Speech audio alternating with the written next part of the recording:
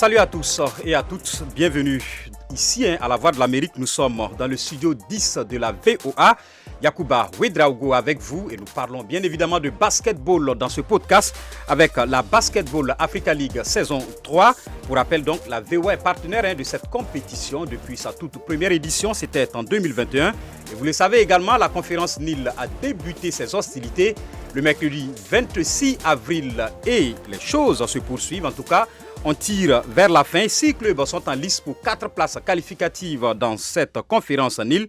Il s'agit, je vous le rappelle, du club hôte Al Ahly Sporting Club d'Égypte, de Cape Town Tigers d'Afrique du Sud, City Oilers de l'Ouganda, Petro de Luanda, Ferroviario da Beira du Mozambique et bien évidemment Seydou Legacy Athletic Club de la Guinée. Jusqu'ici, 2 clubs sont sûrs d'être du côté de Kigali à partir du 20 jusqu'au 27 mai pour les playoffs et les finales. Il s'agit de Petro de Luanda, les Angolais qu'on attendait et qui ont répondu présent avec 4 matchs et 4 victoires jusqu'ici. Et à côté de bien sûr, ceux qui accueillent la compétition, les Égyptiens d'Al Ahly. Nous en parlons ce soir dans ce podcast. Et avec moi ici en studio, l'homme que vous connaissez, le Big Cheikh. Bonsoir. Bonsoir Yakou, bonsoir à tous les téléspectateurs de la Voix de l'Amérique. Merci, content d'être là. Ah, bien sûr, absolument. C'est le match qui se passe. Mais les choses se dessinent, non? Absolument, c'est beaucoup de séparation. Il est au téléphone et il nous rejoint depuis l'Ohio, ici aux États-Unis, c'est qu'il est à Columbus. Amdine, c'est bonsoir. Bonsoir Yacouba, bonsoir à tous les auditeurs et téléspectateurs de la Voix de l'Amérique. Et bonsoir aussi à mon ami Cheikh, mon pivot préféré. Bonsoir, bonsoir Amdine. Mon pivot préféré. Oui. Merci Amdine, merci bonsoir en tout cas à toi. À vous, messieurs, d'être là et merci à vous, chers auditeurs et internautes, donc de rester à l'écoute. Alors, Cheikh, on le disait, la conférence Nil a commencé ses hostilités le 26 mars. Absolument. Jusqu'ici, tout se passe peut-être bien dans l'ensemble. Absolument, tout se passe Vous voyez bien. ce à quoi vous attendez? Ouais, c'est ce que moi-même je m'attendais. Je voyais un niveau de compétition très élevé. C'est ça qu'on a vu depuis le début maintenant. Et nous avons vu des équipes qui sont très très fortes, qui peuvent vraiment emporter ce championnat de 3e saison de ball. Et on a vu le Petro de Luanda. Vous pensez que le champion de cette saison 3 va venir de la conférence Nil? Bon, c'est à discuter parce que nous avons vu beaucoup de talents dans les deux côtés. Mais ça. moi, j'ai vu beaucoup de talents aussi. Je suis très bien impressionné par l'équipe Petro de Luanda qui a fait une vraiment bien transition. Évidemment, quand on a 4 victoires en 4 matchs. 4-0. Et avec la manière. Absolument. Le Sahara, on n'a pas eu des équipes qui ont fait 4-0. C'est ça. Et donc, c'est un message fort. C'est un message fort pour cette année, les championnats de Basketball Africa League. Alors, Amdine, Cheikh le disait, Petro de Luanda, 4 victoires à 4 matchs. On va dire que visiblement, dans cette conférence Nil-là, il y a d'abord les Angolais et les autres ensuite. Oui, il y a les Angolais et les autres, puisque Petro Luanda, je vous l'avais dit, c'est une équipe qui allie spectacle et efficacité. Ils gagnent leur match avec aisance parce qu'ils n'ont gagné qu'avec 17 points d'écart. C'est le plus petit écart, c'était face au SLAC. Et face au petit poussé aussi City Oil de l'Ouganda, c'était 10 points. À part ça, quand ils jouent contre les grands, ils mettent le paquet. 39 points face au Cape Town. Et Ferrovia aussi 25 points. Il fallait le faire, ils l'ont fait. Donc c'est une équipe qui m'impressionne, qui balaye tout sur son passage. Mais attention, il reste encore le dernier match qui a des allures de finale. Je vais vous parler de la rencontre Al Ahly contre Petro Luanda Yacouba. Alors, Cheikh, Amdine parle de ce match entre Al Ahly et Petro de Luanda. Il faut le dire, c'est la finale de cette conférence. Absolument. C'est les 2 meilleures équipes du tournoi qui vont se croiser. Ils vont se disputer la tête de cette conférence. Absolument. Je pense que c'est une bonne chose aussi de voir qui est quoi dans cette conférence de Nil.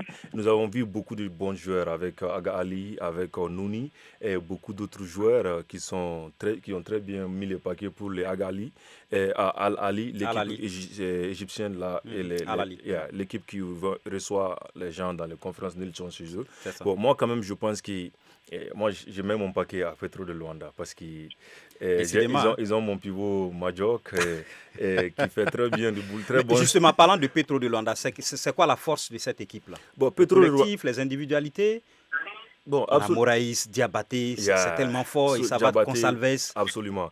Et ils ont vraiment montré une équipe qui joue très collectif Yakou et ils ont la consistance physique mentale et technique sur le terrain. Et beaucoup d'aisance quand ils jouent. Absolument. Les deux Pedro qui sont dans l'équipe, ils ont une expérience de jouer ensemble depuis des années et ils ont vraiment ajouté des pièces qui viennent des équipes de champions de ce tournant d'ailleurs, Modjak et Suleiman Diabaté. Les deux ont joué dans le passé avec US Monastir, nous avons vu. Ils ont mis beaucoup de paquets, surtout Suleiman Diabaté et Modjak. Quand ils ont fait sortir Modjak du banc, moi j'ai dit, ces gens-là sont trop lourds cette année. Et de faire sortir Modjak du banc, ça montre vraiment qu'ils ont beaucoup de joueurs. Et puis Modjak aussi il a marqué plus de points que les gens qui ont commencé avant lui. Donc, c'est une équipe qui a beaucoup d'atouts. Et quand je vois Modjak, même, il est décidé.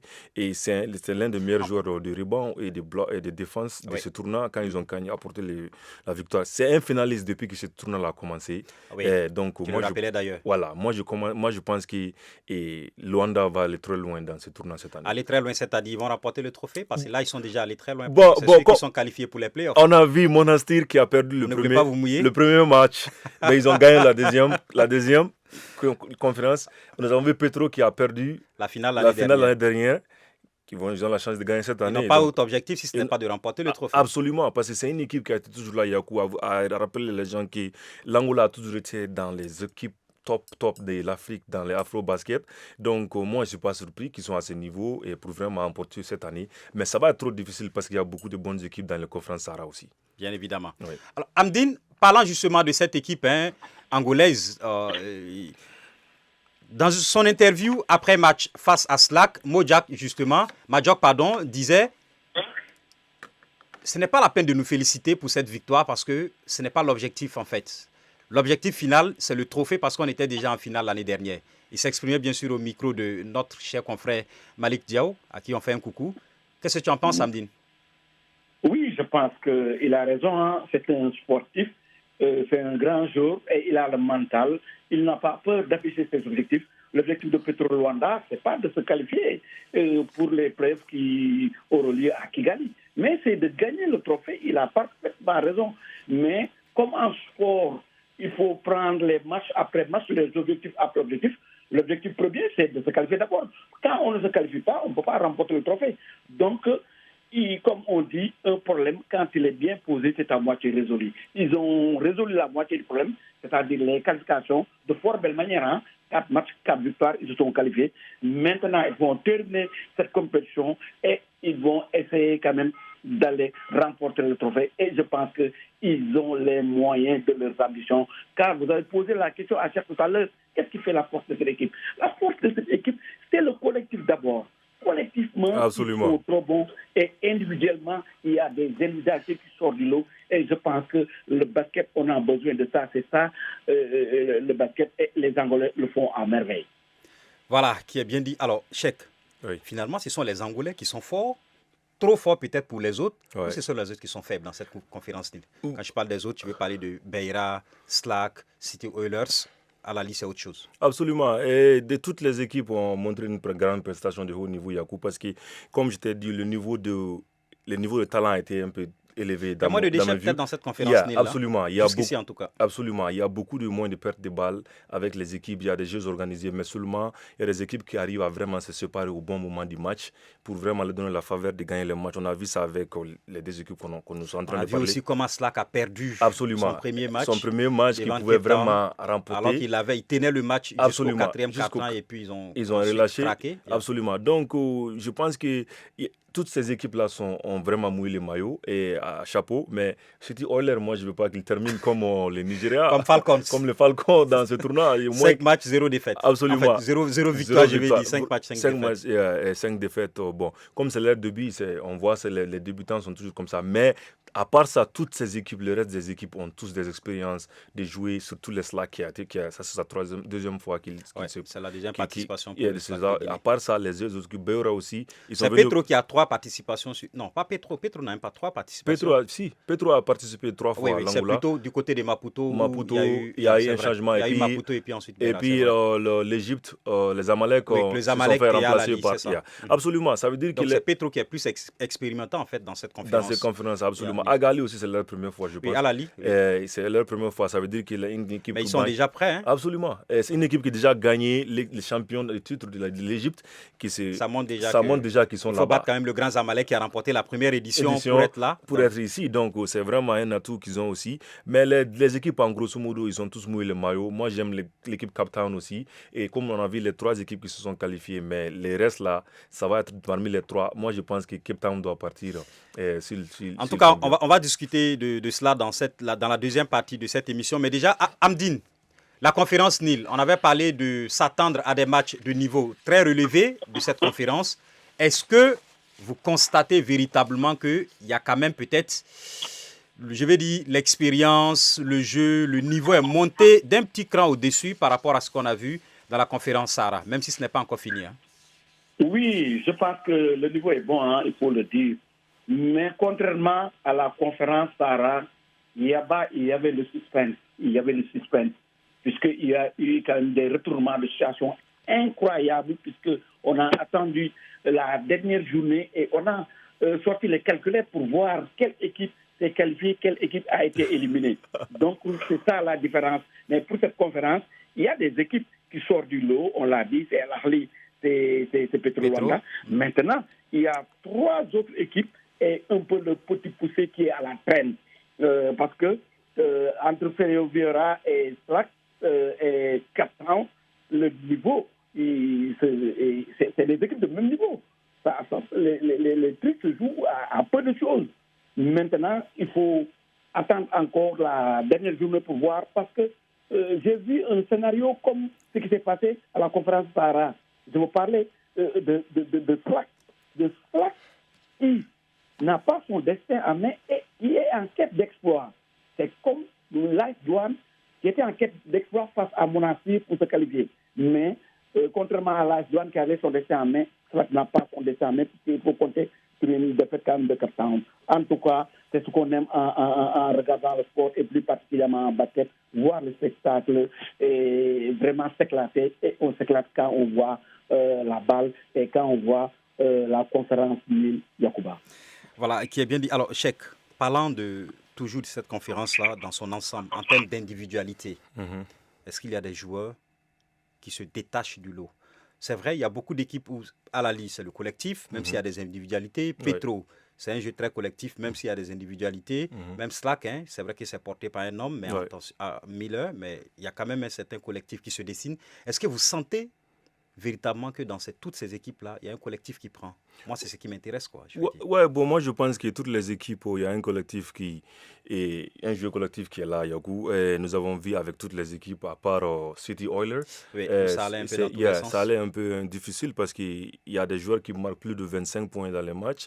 3 joueurs comme ça marquent 25 points, mais le reste de l'équipe, 0 points. Oui. Donc, moi, je pense que il n'y avait pas beaucoup de collectivité là-bas. Et je pense que c'est dû parce que c'est leur première fois. Ils vont tirer des leçons. Apprentissage très difficile et douloureux. Absolument. Sinon, à part ça, moi, j'ai vu un jeu collectif de haut niveau dans toutes les équipes. L'équipe de Beira, j'ai vu ça. Ils ont perdu.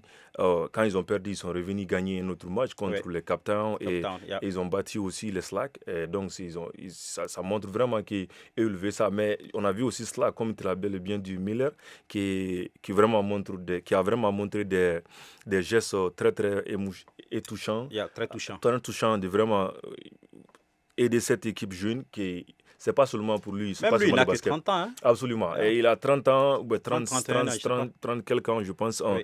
Mais il voit toujours ce que l'Afrique a. Parce que c'est un joueur très bien expérimenté. Nous avons vu ça quand il joue avec les jeunes gens. Il contrôle le match et du début à la fin, c'est comme le leader de l'équipe Slack, mais pas seulement sur le terrain de basket. Il veut seulement vraiment amener son talent en aidant les jeunes gens de l'Afrique. Et nous avons vu avec l'interview de les jeunes gens, Fofana, qui a vraiment apprécié. Quelqu'un qui vient d'ailleurs, qui vient nous vraiment, qui veut qu'on gagne. Et nous, on peut rien faire que de le soutenir à ce qu'il fait à 100%. Absolument. Donc ça, c'est des trucs que moi, j'ai beaucoup aimé, Yakou. Et puis, toutes les équipes là de cette Nile Conference ont ça. À part le Sahara, il n'y avait pas de meilleures équipes parce qu'au début, on ne savait pas qui est le meilleur. Amdine l'a dit, ça s'est joué, le suspense est resté jusqu'à la fin. On ne sait même Absolument. pas qui va se qualifier, Donc, qui ça va pas montre se qu'il- qualifier, qui va être premier ou pas. Absolument. Yeah. Ça montre qu'il y avait un niveau de compétition très très élevé dans les Sahara parce que les équipes que tu pensais et les règles qui ont gagné les deux. Est-ce que c'est le niveau de la compétition qui était? Peut-être que ce sont les équipes qui avaient pratiquement le même niveau. Ils avaient le même niveau, mais seulement Bon, l'esprit de compétition est oui. venu Non, c'est vrai. après les défaites et puis ça a Après les remporté. défaites, oui. On a vu la S-Douane. On a vu la S-Douane, on a vu les stades, on a vu que l'équipe qui avait trois victoires qui s'est sentie vraiment séparée. Très à l'aise. Mais on l'a vu, ils ont perdu les deux restes du Et match. ça a coûté De cher. la d'ailleurs. séance, ça les a coûté beaucoup cher. Ils sont même pas arrivés à être premiers de C'est ça. ligue. Donc ça veut dire qu'il y avait un niveau de compétition là-bas très très élevé. En Plus tout cas, que le peut-être Nil- que c'était la pas Conférence. aussi technique que la conférence Nil, mais il faut le reconnaître. Il y avait vraiment de la compétition parce qu'il y avait un don de soi, il y avait beaucoup d'agressivité dans le jeu.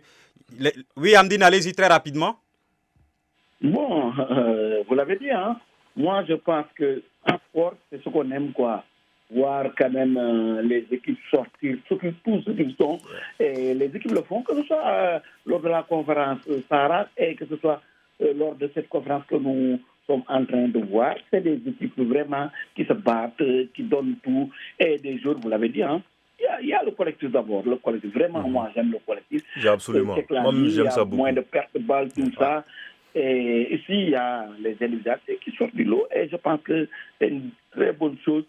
Si vous regardez les statistiques, vous verrez que vraiment, il y a de la matière, quoi. Les autres sont en train de faire tout ce qu'ils ont pour pouvoir quand même aider leur équipe à se qualifier. Et je pense que c'est une bonne chose. Voilà, qui est bien dit, c'est une très bonne chose. Ne bougez pas, ça va très vite, mais vous écoutez.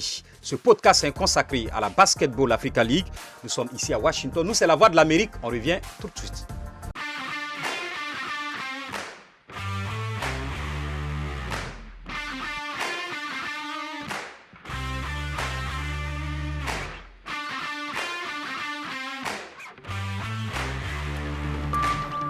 Je suis Gilbert Tamba à Abuja pour VOA Afrique. Merci d'être à l'écoute de ce podcast consacré à la Basketball Africa League saison 3. Avec moi ici en studio, Cheikh Thiro.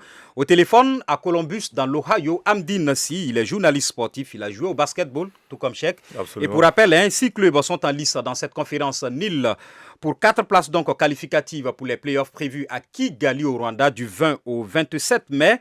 Il s'agit d'Al-Ahly Sporting Club d'Égypte, club hôte donc, Petro de Luanda qui dominait les débats, City Oilers de l'Ouganda, Cape Town Tigers de l'Afrique du Sud, Ferroviario d'Abeira du Mozambique et Seydou Legacy Athletic Club.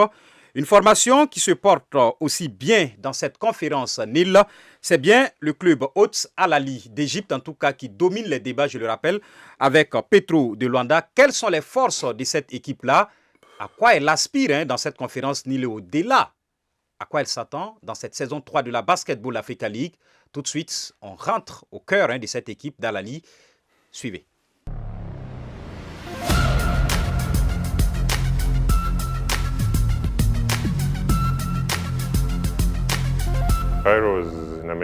Le Caire est une ville incroyable, elle est très peuplée, très animée, toujours vivante. Il y a donc toujours quelque chose à faire ou à voir, comme les musées, les sorties, la vie nocturne, le sport.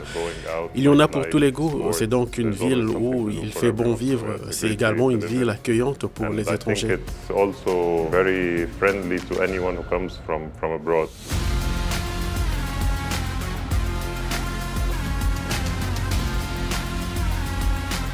Al-Ahly est l'un des plus grands, sinon le plus grand club d'Égypte et de toute l'Afrique, pas seulement dans le basketball, mais aussi dans d'autres sports.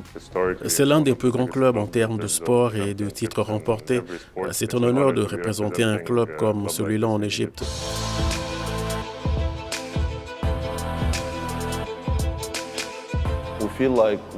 On sent qu'on doit gagner ce tournoi, car l'Égypte est un pays majeur en termes de basketball.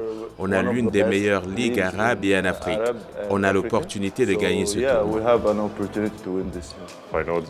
Je sais ce que ce sera difficile cette année. Le niveau est plus élevé. La saison 2 était plus intense que la saison inaugurale. La compétition sera donc logiquement plus relevée cette année. Toutes les équipes qui participent ont le même objectif cette année, gagner. Pour nous, c'est encore plus important. On y pensait même avant de gagner notre propre ligue. On est concentré, très excité et désireux de gagner.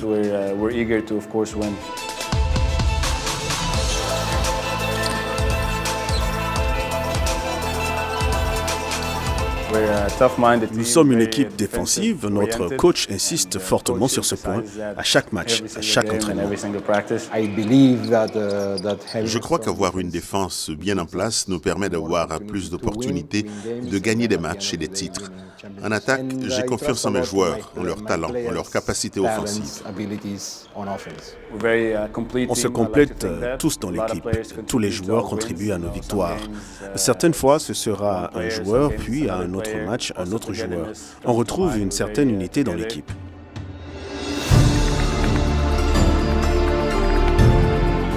Jouer à domicile est un grand avantage pour nous car nos fans sont très loyaux. Ils sont toujours derrière nous, que ce soit dans la défaite ou dans la victoire. Jouer devant eux signifie beaucoup pour nous, surtout dans une compétition comme celle-ci. C'est toujours un moment fort pour nous de représenter notre pays. Cela nous donne la motivation de jouer. On espère amener le trophée à la maison.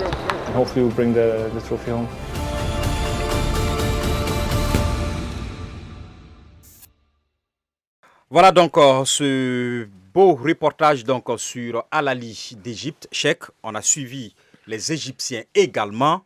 On parle de Petro qui vise le trophée. Eux aussi le disent clairement. Rien qu'en jouant notre championnat, je veux parler de la Ligue égyptienne de basketball, on pensait déjà à cette Basketball Africa League là et l'objectif est clair, on doit la gagner cette année. Comme toutes les équipes d'Arek Yakou qui veulent vraiment gagner ça. Ils ne se cachent pas. Hein? Ils ne se cachent pas. Moi, je pense qu'ils ont une très bonne équipe parce qu'ils ont fait un très bon recrutement avant de se qualifier ici et puis ils sont arrivés à gagner les champions de cette première Être saison. champion déjà d'Égypte devant les Zamalek, c'est quelque chose. C'est quelque chose. Et c'est quelque chose vraiment. Ça veut dire qu'il y a un autre Zamalek qui est là.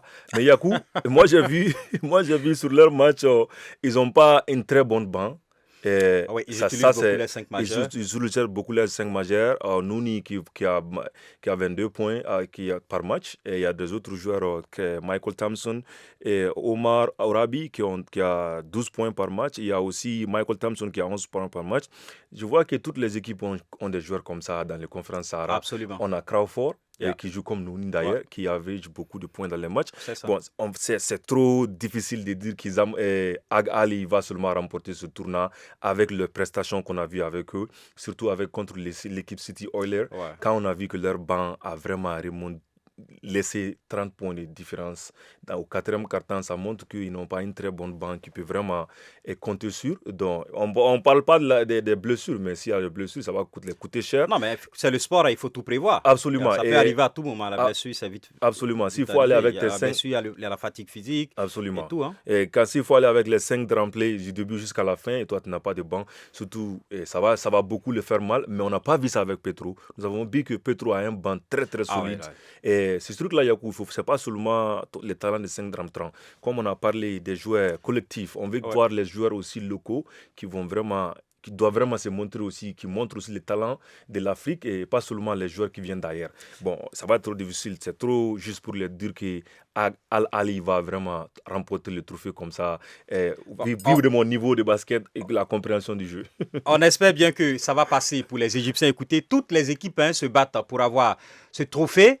Et c'est à l'honneur de tous ceux qui sont derrière cette Basketball Africa League, donc, je le rappelle, financée entièrement par la NBA. C'est une bonne chose que des talents africains puissent s'exprimer sur le continent.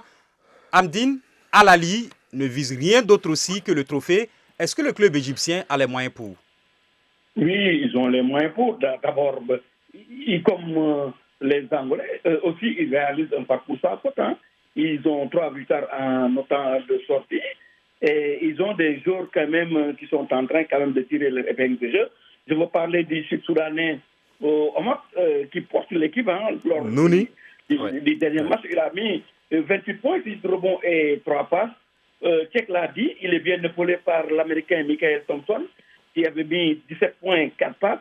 Et il y a aussi un joueur local, Omar Orabi, qui met pour chaque match 12 points et 5 à 6 rebonds. Et dans cette équipe ici, il y a l'ossature de l'équipe nationale égyptienne. Donc, ils ont 5 jours dans cette sélection et l'équipe nationale égyptienne s'est qualifiée pour la Coupe du Monde de basketball, qui est la crème du basket mondial. Cela veut dire que cette équipe a du talent. Mais Tchèque l'a dit, peut-être que le problème se trouve au niveau du banc, parce que contrairement à Petro, où quand un joueur rentre, qui remplace un autre joueur, on ne le sent pas, mais eux, on sent que quand un remplaçant rentre, bon, le niveau baisse tout un peu. D'ailleurs, si vous regardez le score des matchs et les écarts, ça se voit. Contre Cape Town, ils ont gagné par 16 points d'écart. Contre Ferroviaria, ils ont gagné par 10 points d'écart. Et contre le Petit Poucet, 2 points d'écart seulement. Parce que tout simplement, contre le Petit Poucet, ils ont fait tourner leur équipe. Donc, grosso modo, c'est une bonne équipe qui n'a pas un très bon banc. Mais attention, Al-Ahly peut faire mal. 3 matchs, 3 victoires. Et contrairement à Petro qui a déjà joué 4 matchs, leurs 2 matchs, s'ils gagnent contre Petro et gagnent leur dernier match, ils sont champions. Donc, tout reste possible entre ces 2 formations. Tout reste donc possible pour cette équipe égyptienne. On va s'attarder un tout petit peu sur Seydou Legacy Athletic Club de la Guinée. C'est le seul club francophone dans cette conférence Nil. Tchèque, c'est quand même difficile pour les Guinéens. Ça a été difficile.